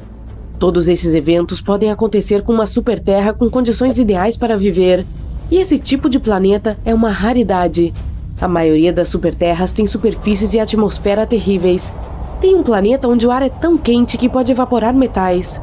O vento ardente simplesmente divide quaisquer substâncias sólidas em moléculas. Essa superterra está mais próxima de ser uma estrela do que um planeta comum. Além disso, há outra superterra totalmente coberta de água. Você não encontrará um único pedaço de terra por lá. O oceano inunda qualquer ilha em um segundo. E debaixo d'água há vulcões. Eles entram em erupção quase que a cada hora, liberando bilhões de toneladas de magma. Por causa do peso, o planeta está ligeiramente inclinado. Quando gira em torno de seu eixo, a água flui de um lado para o outro. Isso cria enormes tsunamis destrutivos maiores que o Everest. E o que você acha de uma superterra onde chove diamantes ou ácido sulfúrico? A superfície de outro planeta distante é soprada por ventos que consistem em vidro. Tem muito fogo e areia. Quando o ar quente queima as partículas de areia, elas se transformam em vidro. Entre todos esses planetas, o nosso parece ser um paraíso. Mas talvez, para alguns organismos estranhos que vivem no extremo distante da galáxia, a Terra possa parecer um lugar inóspito. Todos a bordo! Este é o Cruzeiro Intergaláctico. O destino na sua passagem é um passeio pelo grupo local de galáxias, formado pelas galáxias Grande e Pequena de Magalhães, a nebulosa de Órion, as galáxias de Andrômeda e do Triângulo, e algumas surpresas no meio. Passagens, por favor? Esteja ciente de que você pode sentir uma leve sensação de formigamento à medida que avançamos para o hiperespaço. A nave e tudo que há nela está passando por uma mudança de fase dimensional. Não é nada com o que se preocupar, o formigamento passa rapidamente. Passageiros, à medida que seguimos em direção à latitude galáctica de 180 graus norte, como os terráqueos estão acostumados a chamá-lo, nosso primeiro item principal de interesse será uma intensa região de formação estelar conhecida como M42, a nebulosa de Órion. Mas primeiro, uma surpresa incrível do capitão que não está no itinerário anunciado. A nebulosa Cabeça de Cavalo. Está passando a bom bordo. Segura, peão! Sua designação é M43. A estrela recém-nascida no topo da Cabeça de Cavalo tem um forte vento solar que está deformando a nuvem nebulosa. Dê uma boa olhada agora, porque em alguns milhares de anos, esses gases serão completamente soprados pela nebulosa estrelada que fez o nosso Sol. Sim, já se foi há muito tempo, exceto pelos gases nebulares capturados por Júpiter, Saturno, Urano e Netuno. Ok, agora, uma das nossas exploradoras juniores faz uma pergunta. O que é o M em M42 e M43? Bom, o M significa Messier, pronunciado Messier e não Messier. Charles Messier, para ser mais precisa, foi um astrônomo francês do século XVIII. Ele publicou um catálogo de 110 objetos difusos vistos através de um telescópio antigo. A nebulosa Cabeça de Cavalo está no 43º lugar em sua lista. Veremos mais M's na nossa jornada. Atenção, estamos chegando à nebulosa de Orion. Os gases na nebulosa podem parecer menos coloridos do que você espera. Isso ocorre porque estamos acostumados a ver fotos telescópicas de longa exposição e fotos aprimoradas projetadas para destacar os diferentes gases na nebulosa. Posso sugerir o uso dos óculos coloridos que acompanham seu pacote de boas-vindas se você quiser intensificar a sua experiência. Vamos lá! Ainda bem que estamos no hiperespaço. À medida que nos aproximamos do aglomerado estelar do trapézio no centro, a estrela brilhante Θ C envia um vento solar a 8 milhões de quilômetros por hora. Ele esculpe toda a nuvem de gás de poeira, criando ondas de choque que comprimem estrelas próximas. Θ C é uma mega estrela 200 mil vezes mais brilhante que o Sol. Vai ser uma supernova em cerca de 1 milhão de anos. Oxigênio, hidrogênio e enxofre brilham em estados ionizados como uma lâmpada fluorescente. Oxigênio azul, hidrogênio vermelho e um pouco verde, enxofre e poeira brilham como amarelo-laranja. À medida que saímos da nebulosa de Orion e nos elevamos acima do plano galáctico, os braços espirais da Via Láctea são visíveis. O nosso Sol, que você não pode distinguir dessa altura acima da galáxia, está no braço de Orion, que fica entre a parte externa do braço de Perseus e a parte interna do braço de Sagitário. Perceba que o centro da Via Láctea contém uma barra magnética brilhante que desempenha um papel essencial na formação estelar. Mais de 70% das galáxias próximas incluem barras magnéticas. É um sinal de uma galáxia madura. Apenas 20% das galáxias distantes contêm barras magnéticas em seus núcleos. O que me lembra, passageiros, que o bar de sucos está aberto agora. O nosso servidor H1 atenderá aos seus pedidos. Essa é a galáxia de Andrômeda, muito a bom bordo. Mas permita-me chamar sua atenção para as muitas galáxias anãs, mais de 40 delas, que povoam nossa vizinhança galáctica. Estamos indo para uma delas agora, a Grande Nuvem de Magalhães, LMC para astrônomos. É uma galáxia satélite anã irregular da Via Láctea, contendo cerca de 30 bilhões de estrelas, com uma região dinâmica de formação estelar chamada de Nebulosa da Tarântula, pela qual cruzaremos em breve. Obviamente, se tem a Grande Nuvem de Magalhães, deve ter a Pequena Nuvem de Magalhães, SMC. Lá está ela, abaixo e à esquerda da LMC. A Via Láctea acabará ingerindo ambas as galáxias anãs. Alguns preferem a palavra agregar, mas o resultado é o mesmo. Se você usar seus óculos coloridos novamente, poderá ver que a LMC retirou uma quantidade enorme de gás da SMC, pois elas interagiram gravitacionalmente ao longo de milhões de anos. Ei, eu sei tudo sobre gás. Estamos saindo da Via Láctea a uma distância de cerca de 50 kPa, ou seja, 50 mil parsecs, ou cerca de 163 mil anos-luz. Mas o que é um parsec? Um parsec tem cerca de 3,26 anos-luz. Um ano-luz tem cerca de 9,46 trilhões de quilômetros. A palavra parsec é uma combinação de duas palavras, paralaxe e segundo em inglês. Paralaxe é a mudança que um objeto parece fazer quando visto de duas perspectivas diferentes. Olhando para um objeto com o olho esquerdo e depois com o direito, você verá o objeto parecer mudar de paralaxe. Quando um objeto astronômico é fotografado com a Terra de um lado do Sol e depois novamente 6 meses mais tarde do outro lado do Sol, a mudança é mensurável em graus de arco, ou minutos de arco, ou segundos de arco e até milissegundos de arco. Isso é um parsec, uma paralaxe de 1 segundo de arco que acaba sendo cerca de 3,26 anos-luz. Ei, quem falou em Joana d'Arc? É assim que se medem distâncias na França. Como não dá para medir um ano-luz com uma régua ou uma fita métrica, os parsecs são a maneira científica de dizer a distância até uma estrela ou objeto intragaláctico. Quanto maior a paralaxe, mais próximo o objeto está. Quanto menor, mais longe ele está. Logo à frente, no coração da nebulosa da Tarântula, está o aglomerado estelar R136. A uma distância de 1 ano-luz, há mais de 40 estrelas. cada uma com uma massa mais de 50 vezes maior que a do Sol. Comparativamente, não há uma única outra estrela dentro de 4 anos-luz da nossa estrela natal, o Sol, e isso é uma coisa boa.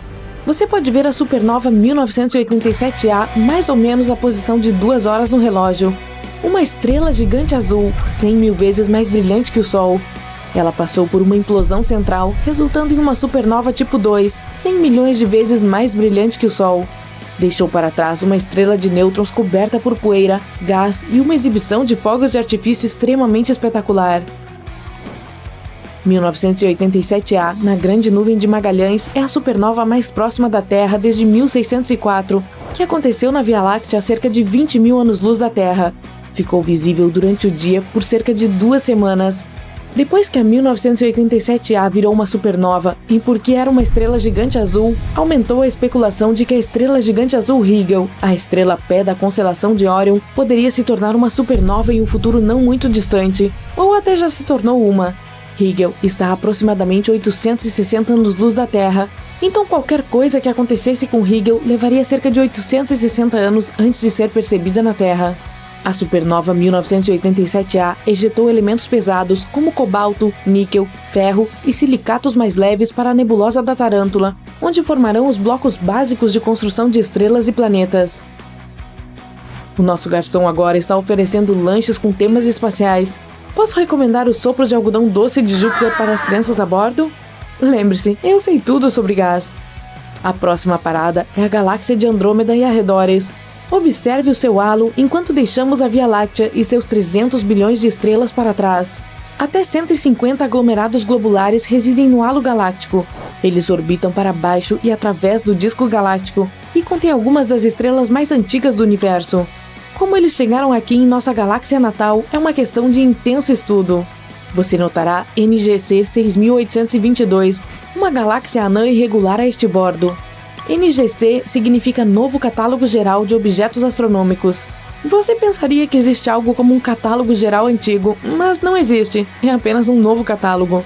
No entanto, existe um novo catálogo geral revisado, ao qual os astrônomos se referem regularmente. À medida que passamos pela NGC 6822, você notará uma barra magnética começando a se formar e manchas brilhantes de nova formação estelar. Essa galáxia foi descoberta em 1884 por E. Barnard e também é chamada de Galáxia de Barnard. O Sr. Barnard era um observador astronômico e tanto. Ele tem uma cratera na Lua chamada em sua homenagem, uma em Marte, uma área na Lua Ganímedes de Júpiter, um planeta menor, número 819 Barnardiana, e a estrela com o movimento mais rápido pelo céu, a Estrela de Barnard. Poucas pessoas têm seu nome estampado pelo espaço, tanto quanto Edward Emerson Barnard. E nos aproximando da gigante galáxia de Andrômeda com seus trilhões de estrelas, contornaremos acima de sua borda ocidental e visitaremos uma das enormes galáxias anãs companheiras da galáxia, M110 ou NGC 205. Sim, também tem 2 designações. Escolha a que você prefere. A primeira do seu tipo, uma galáxia esferoidal anã de cerca de 3 bilhões e meio de massas solares, a M110 ou NGC 205 se desejar, tem 8 aglomerados globulares perto do seu núcleo. Também será engolida ou agregada, se preferir, pela galáxia de Andrômeda. Pode já ter tido grande parte das suas estrelas e gás removidos, algo provável devido à falta geral de formação estelar na M110. Todo mundo já está se divertindo? E agora, nossa parada final.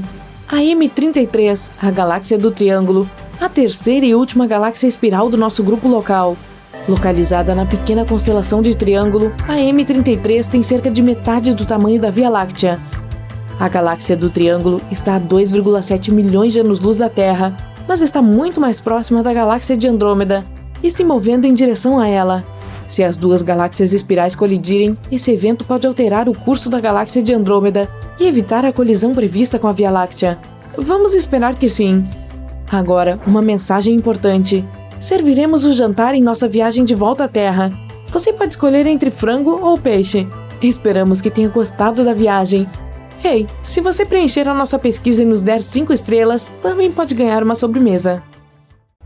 Vamos combinar. Quando se trata de estrelas, nosso Sol é, na verdade, bem sem graça. Não há nada de incomum nele. Existem milhões de anãs amarelas parecidas no universo. E ainda assim, nós o amamos. Afinal, é a única estrela que temos e nos dá vida. Porém, nem sempre foi assim. Era uma vez a irmã gêmea do Sol, e possivelmente ela era do mal. O que aconteceu com ela? Bem, vamos descobrir. Isso aqui é uma nuvem molecular gigante, também chamada de nebulosas escuras, onde existem muitos aglomerados interestelares cheios de gás, poeira e montes de estrelas.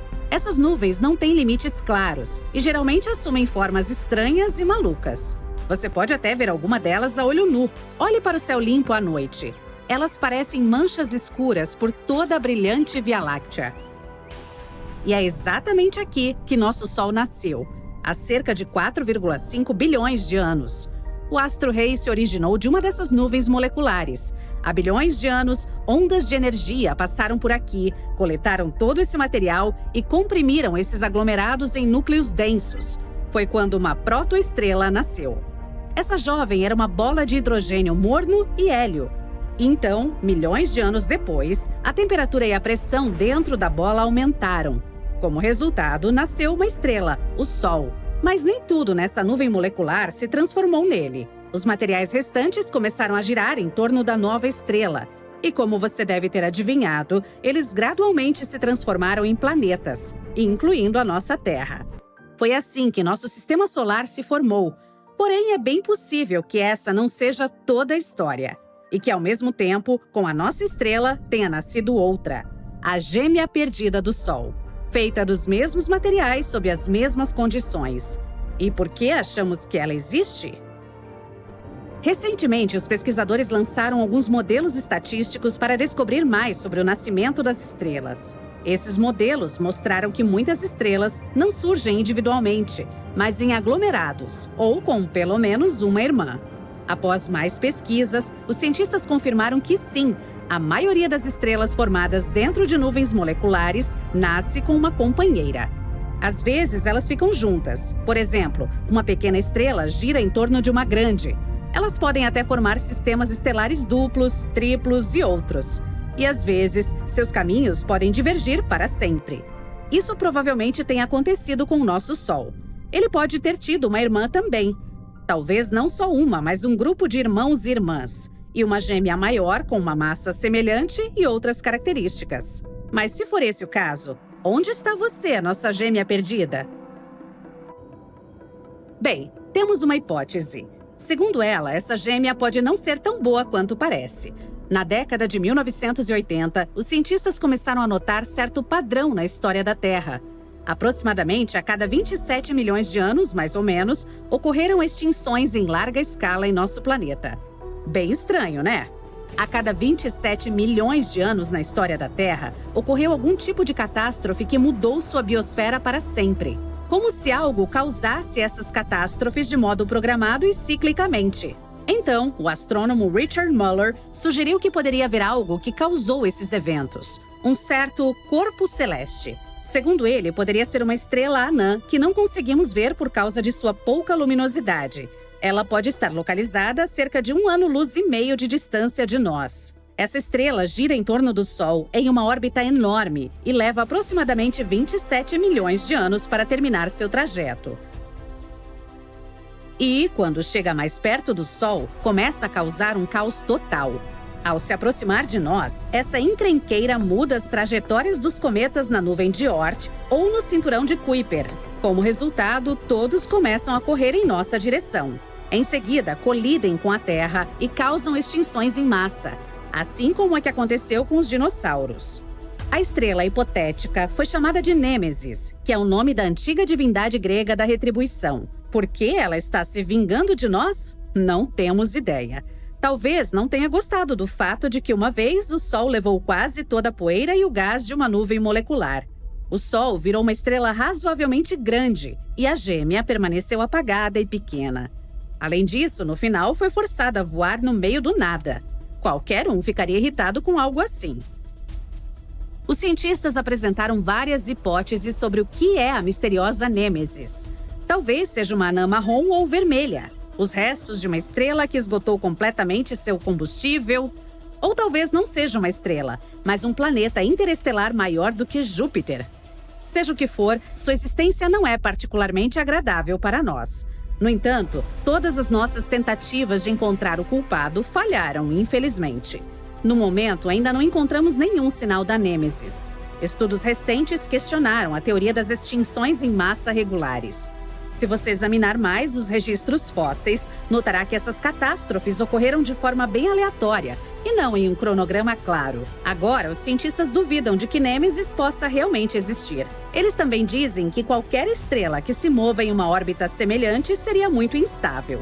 E é muito improvável que ela pudesse ter sobrevivido por tanto tempo.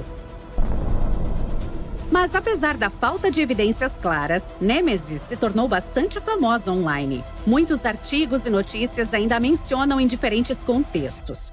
Eles gostam de escrever qualquer acontecimento dramático que ocorra no mundo, como quedas de asteroides, tsunamis, etc., sobre essa estrela misteriosa.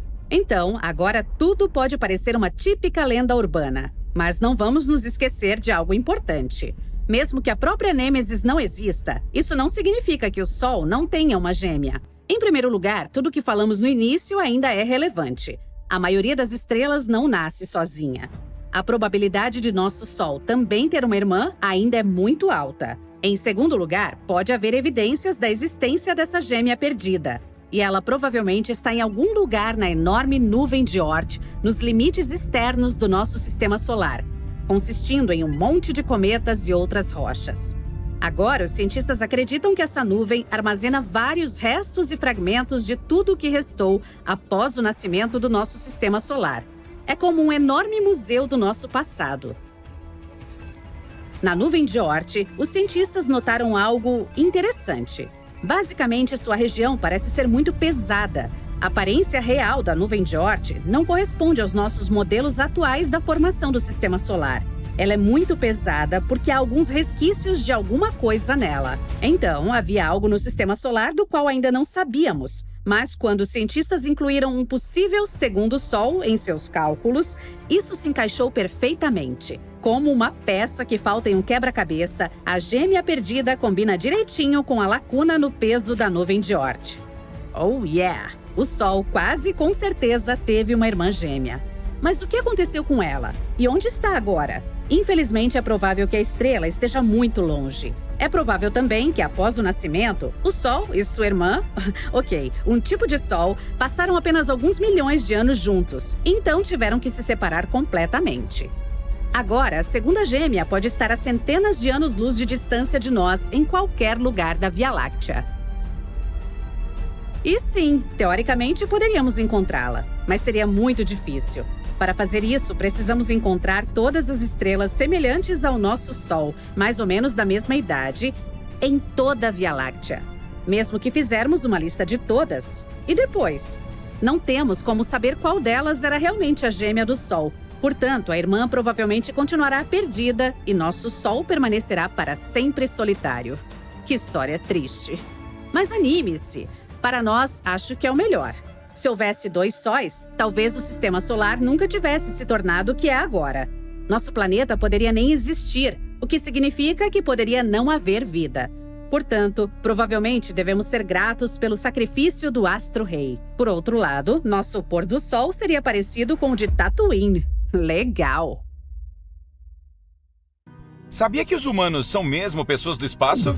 Você nasceu lá. Caramba, eu também. Todos nós. Mas para que os humanos estejam aqui na Terra, muitas condições precisam ser precisamente corretas. Ou seria altamente improvável que existíssemos. Mas estamos aqui. Primeiro nós e quaisquer outras criaturas que possam estar pelo espaço. Temos que viver em um planeta orbitando uma estrela branco-amarelada. E não uma vermelha ou azul. Não uma azul, porque ela queima muito rápido, em alguns milhões de anos. E não haveria tempo para a evolução fazer sua magia relativamente lenta e produzir seres inteligentes. A desse tipo também tende a inchar e ficar vermelha, quando colapsa e explode.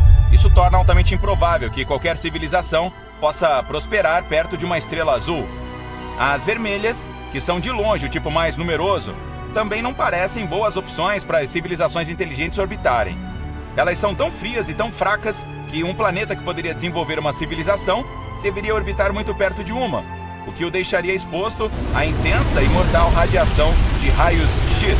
Portanto, embora as estrelas vermelhas sejam as mais numerosas e pareçam ter muitos planetas em sua órbita, elas não são uma boa opção para hospedar vida inteligente e civilizada, como a nossa. A missão então ficou para as amareladas, que são cerca de 10% do total. No entanto, um fato importante deve ser considerado antes de se cogitar a possibilidade de vida inteligente em torno de uma estrela amarelada. Esta deve ser de terceira geração. Apenas a desse tipo irá conter a diversidade química suficiente para sustentar formas de vida avançadas. Cada vez que uma estrela explode, são criados elementos mais pesados e complicados. A explosão expulsa esses elementos, que acabam entrando em uma nebulosa. A gravidade dentro da nebulosa formará gradualmente a próxima geração de estrelas, e assim por diante. Nossos corpos precisam de cálcio para nossos esqueletos e dentes. Nossos cérebros precisam de zinco para ajudar a criar os sinais eletroquímicos que nos fazem nos mover, sentir e pensar. Nosso sangue precisa de ferro. Portanto, nossos corpos precisam ter se formado em torno de uma estrela de terceira geração e uma amarela. Surpreendentemente, a Terra tem todos os 94 diferentes elementos do universo que ocorrem naturalmente, do hidrogênio ao plutônio. Talvez seja por isso que estamos aqui, e temos que agradecer ao nosso Sol, esta anã amarela de terceira geração, por isso. Por que amarela? Porque ela queima de forma muito constante por fusão nuclear, sem alterar significativamente o brilho, ao longo de bilhões de anos. Se nosso Sol se tornasse apenas 6% mais brilhante ou mais escuro, a Terra ficaria muito quente ou muito fria para sustentar a vida civilizada. Felizmente, ela está na zona habitável, ao redor do astro-rei, que é onde água líquida pode existir em um planeta. Mas isso nos leva à segunda condição necessária para que a vida inteligente resista no espaço: o próprio planeta. Estudos recentes com o telescópio Kepler mostraram que 1/4 de todas as estrelas anãs amarelas podem conter planetas semelhantes à Terra, na zona habitável em torno delas. Esse número é um tanto discutível. Pode ser apenas 1 em cada 33, mas ainda há muitos planetas orbitando estrelas amarelas em zonas habitáveis. Então, vamos considerar o segundo componente essencial para a vida inteligente no espaço: o próprio planeta. Aquele que abrigaria uma civilização inteligente deve ter muitas características particulares que não são fáceis de encontrar individualmente e ainda mais raras de achar em combinação. Mais importante ainda, deve ter proteção contra a estrela que está orbitando. Como as estrelas brilham pela fusão nuclear nos núcleos delas, o gás na camada externa do Sol, chamado de corona, é expelido para o espaço no que é chamado de vento solar. Os satélites dos Estados Unidos fazem leituras constantes da força do vento solar, que é principalmente núcleo de hidrogênio eletrificado, ionizado, juntamente com um punhado de núcleos atômicos de muitos outros elementos encontrados no Sol. Não é a atmosfera que protege a Terra, é a magnetosfera, que para ou desvia o perigoso vento solar, causando auroras quando este é atraído pelos polos magnéticos da Terra e eletrifica o ar da atmosfera superior como uma lâmpada fluorescente. Sem uma magnetosfera ao seu redor, qualquer planeta, mesmo aqueles em zonas habitáveis, seria torrado por uma chuva constante de núcleos de hidrogênio ionizado da sua estrela. Um planeta com vida deve ter uma magnetosfera forte o suficiente para desviar o vento solar. Nem todos os do nosso sistema solar contam com uma. Os gigantes gasosos, Júpiter, Saturno, Urano e Netuno, até possuem, mas não podem ter civilizações. Dos mundos sólidos, apenas a Terra e Mercúrio apresentam magnetosfera, mas este é muito fraco para parar o vento solar por causa de sua proximidade com o Sol. Outro escudo protetor que mantém a Terra a salvo do Sol é sua atmosfera, que tem cerca de 480 km de espessura, com a maior parte concentrada a apenas 15 km da nossa superfície. Ela protege tanto da radiação ultravioleta, UV, do Sol, quanto dos raios X. O gás ozônio, que possui 3 átomos de oxigênio ligados a uma grande molécula de gás na atmosfera superior, bloqueia a maior parte da radiação UV do Sol de atingir o solo. Marte, cuja atmosfera é 1000 vezes mais fina que a da Terra, não conta com ozônio, e as emissões ultravioletas solares irradiam totalmente na superfície dele. Um planeta deve ser capaz de bloquear a radiação UV da sua estrela. Então, a composição específica da atmosfera é fundamental para que qualquer corpo espacial desse tipo tenha uma civilização inteligente. Nós temos, mas isso é uma mistura rara e precária. Também deve ter parte da sua superfície sólida para caminhar e se estabelecer sobre ela, e ainda uma crosta. É pura ficção científica considerar civilizações subaquáticas ou flutuantes nas atmosferas de outros planetas. Esta precisa contar com placas tectônicas que se movem, cujo movimento cria a subducção da crosta. Isso é quando uma placa tectônica desliza por baixo ou por cima de outra, trazendo a matéria fresca para a superfície. Essa renovação das propriedades químicas do planeta impede o equilíbrio químico, onde nada é reativo. Terremotos e vulcões também contribuem para o processo de renovação geoquímica. Isso mesmo, terremotos e vulcões são bons. A subducção de placas tectônicas, então, é outro item essencial para a vida. Marte não tem atividade de placas tectônicas, assim como Vênus e Mercúrio. Este é uma grande placa tectônica, mas não há atividade dela em andamento além de um leve encolhimento. Uma grande razão pela qual esses planetas não têm vida é que não existe reatividade geoquímica, porque não há subducção tectônica. Isso nos leva à Lua. Sim, dizer que ela nos mantém vivos pode parecer exagerado, mas a contribuição dela para a vida por aqui é essencial. Primeiro, a gravidade lunar, enquanto ela se move através do espaço junto com o nosso planeta, não apenas faz as marés oceânicas fluírem, como também ajuda a nossa rotação a agitar ou movimentar o magma dentro da Terra. O movimento do magma no interior do nosso planeta, com seu alto teor metálico, contribui para a criação da magnetosfera terrestre. Assim, a Lua nos mantém seguros no espaço, ajudando o nosso mundo a se tornar um geodínamo e criando o nosso magnetismo. Ela é o maior satélite natural do Sistema Solar em comparação com o tamanho do planeta que orbita, ou seja, seu primário. Muitas pessoas consideram o sistema Terra-Lua como um planeta duplo, mas isso é outra história. Como ela está gravitacionalmente presa ao nosso planeta, age como uma vara de equilíbrio para um equilibrista. Assim, nosso mundo não oscila muito em comparação com outros planetas.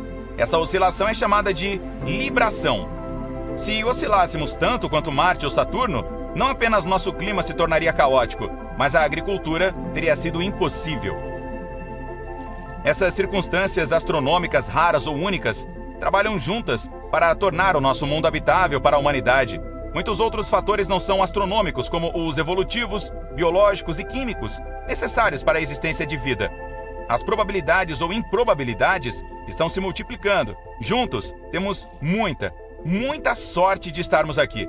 Na verdade, é tanta que podemos ter ganho na loteria. Considerando todas as possibilidades, é duvidoso que qualquer outro lugar do universo seja tão afortunado quanto a Terra. Nos últimos anos, os cientistas fizeram 2 descobertas revolucionárias sobre nosso universo.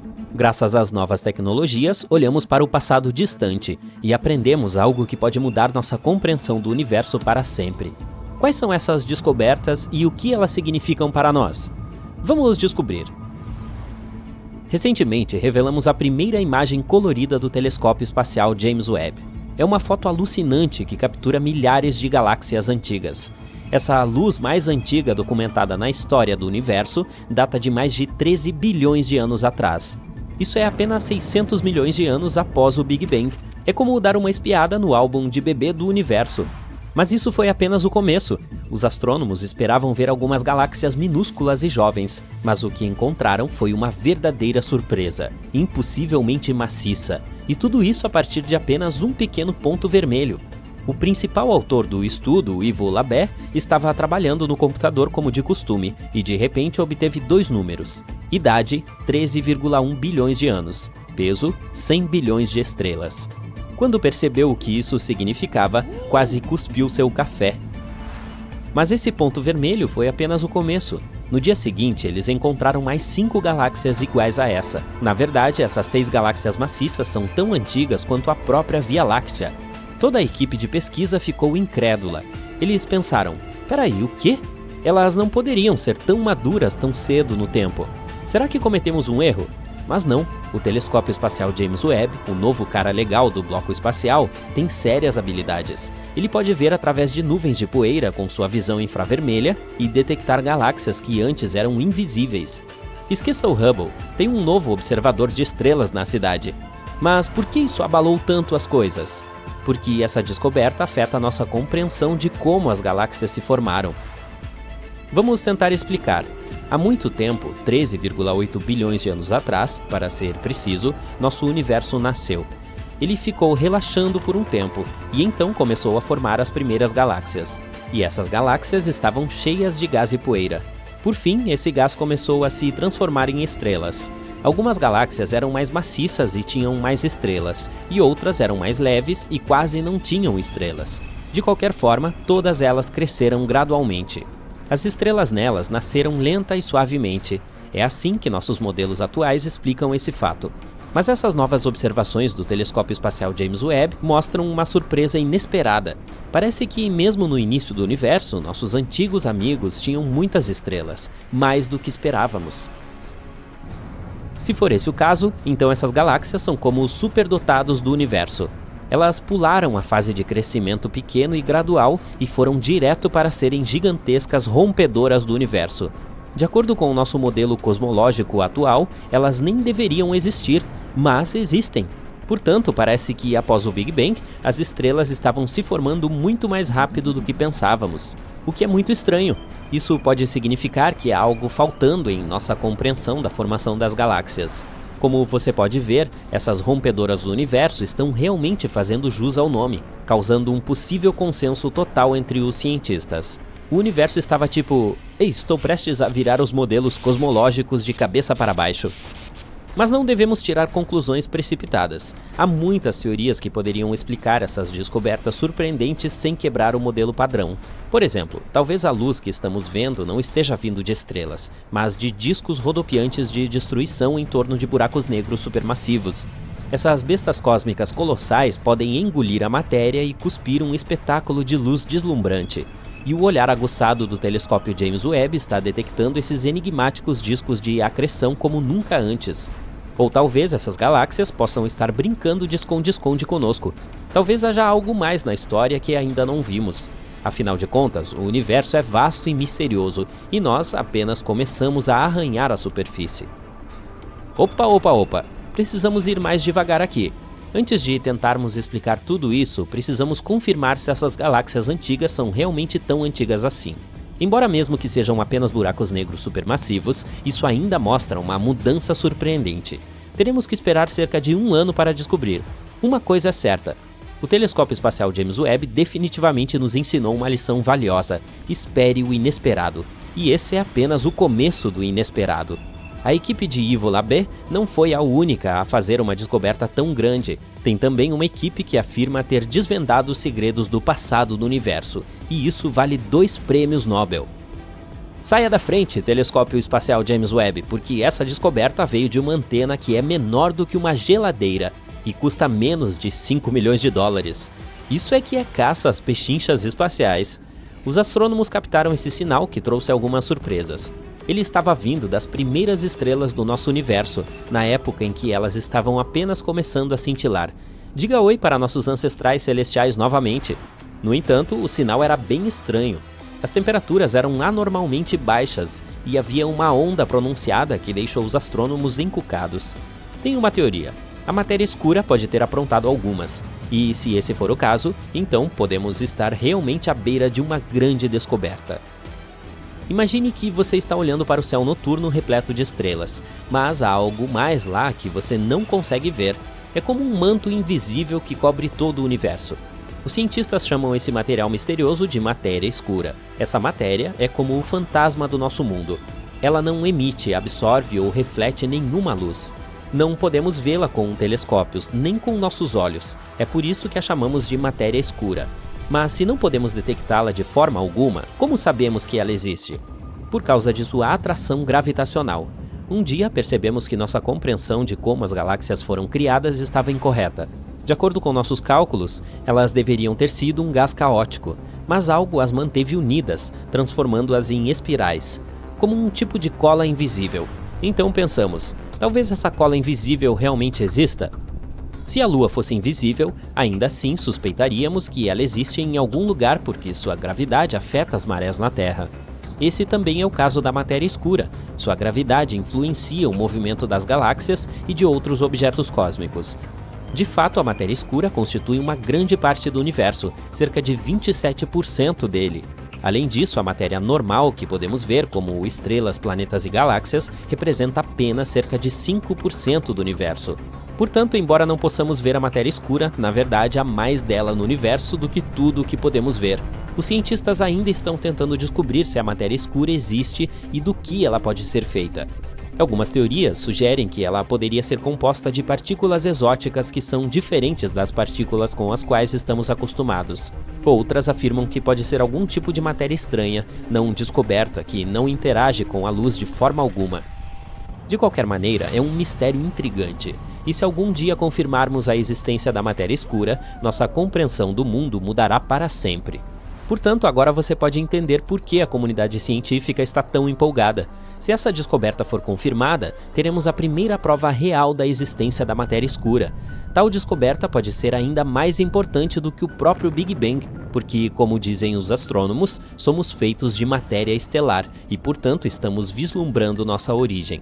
Mas, é claro, ainda temos que esperar e explorar tudo isso em detalhes. Na ciência, nunca devemos nos apressar em tirar conclusões. E enquanto os cientistas estudam esse material, nós estaremos aqui, na ponta dos nossos assentos, esperando o próximo sucesso de bilheteria espacial.